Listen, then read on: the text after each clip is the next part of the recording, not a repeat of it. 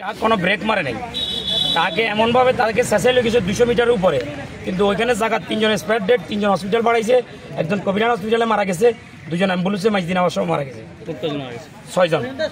ইসলামী আলিম মাদ্রাসার সামনে। জি জি জি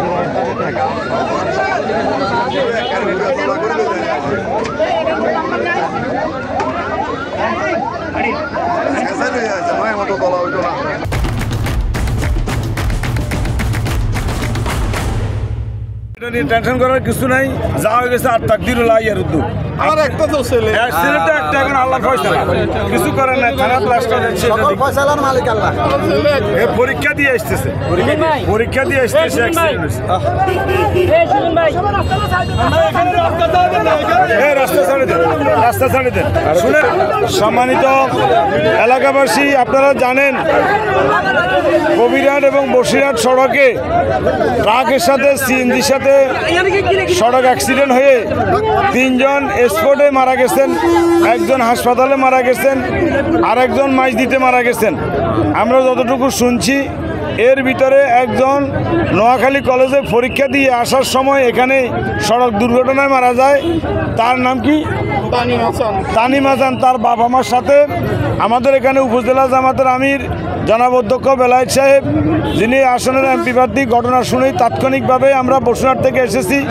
আমাদের একজন সিএনজি ড্রাইভার খোকন, তার বাড়ি বসুরহাট পৌরসভায়, সেও মারা গেছে, এবং তার লাশ এবং তানিম হাসানের লাশ এবং আরেকজনের লাশ, এদেরকে এই মুহূর্তে কবিরহাট থানায় নিয়ে যাওয়া হচ্ছে।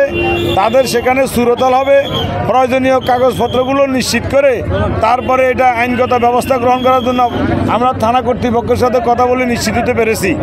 এই সড়ক একটা নিরাপদ সড়কের জন্যে আমরা সবাইকে বলতে চাই, এই রাস্তা ভালো হয়ে যাওয়ার অর্থ এটা নয় যে যার মতন করে গাড়ি চালাবে আর এইভাবে মানুষ অকাতরে প্রাণ দিবে, নিহত হবে, এটা আমরা কখনোই কামনা করতে পারি না।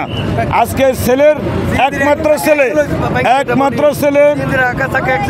এরপরে তার বাপরে কি বুঝ দিব আমরা, তার কোনো বাসা আমাদের হাতে নাই, কারণ তার একটা মাত্র সন্তান মারা গেছে। যার সন্তান মারা গেছে সে বুঝতে পারে কিভাবে সে তার জীবন অতিবাহিত করবে।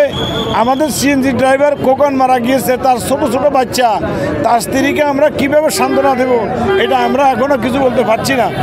এজন্য আমরা আপনাদেরকে বলবো, এর জন্যে সরকারের কাছে আমরা দাবি জানাবো, প্রশাসনের কাছে দাবি জানাবো, এটার কঠিন বিচার করতে হবে এবং আইনের আওতায় আনতে হবে এবং এই পরিবারগুলোর ক্ষতিপূরণ দিতে হবে। তানিম হাসান একটা মাত্র ছেলে আমার, নোয়াখালী অনার্স থার্ড ইয়ার পরীক্ষা দিতে গেছে।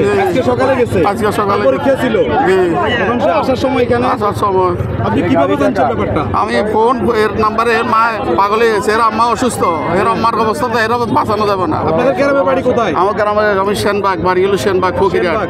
বসুরহাটে আমি থাকি, বসুরহাটে থাকি। বাসায় থাকেন? যে বসুরহাট বাসায় থাকি। আমার অবস্থা ভালো না, আমি স্ট্রোক করছিলাম একবার। আচ্ছা, আমি টেনশন করি।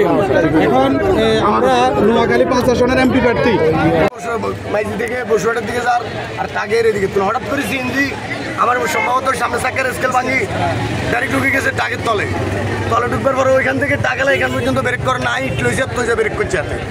তো পরে শেষে আমরা আর বাইতে আমরা ব্যাগে মিলে মানে সিএনজিটার তলাপ তো বার করি, লাশগুলা এনে রেখেছি, কিছু হাসপাতাল আড়াইছি, হাসপাতাল যাদেরকে আড়াইছে এরাও মারা গেছে, এরাও কেউ নাই, 6 জনও মারা গেছে। এই হলো অবস্থা। আমরা 3 জনকে উদ্ধার করি, তার মাঝে একজন ছাত্র পেয়েছি, তার পরিচয় পাওয়া গেছে, তানিম হাসান, নোয়াখালী গভর্নমেন্ট কলেজের ছাত্র। আরেকজন পুরুষ হচ্ছে, উনি সিএনজি ড্রাইভার, ওনার নাম হচ্ছে খোকন, শাহ আলম খোকন। ওনার বাড়ি হচ্ছে আপনার এই বসুরহাট পৌরসভা, বসুরহাট 9 নং ওয়ার্ড। আর একজন মহিলার পরিচয় আমরা এখনও পাইনি, আমরা উদ্ধার করে আমাদের বডি ব্যাগে করে আমরা পুলিশ কবিরহাট থানা ইনচার্জের কাছে আমরা লাশগুলো হস্তান্তর করি।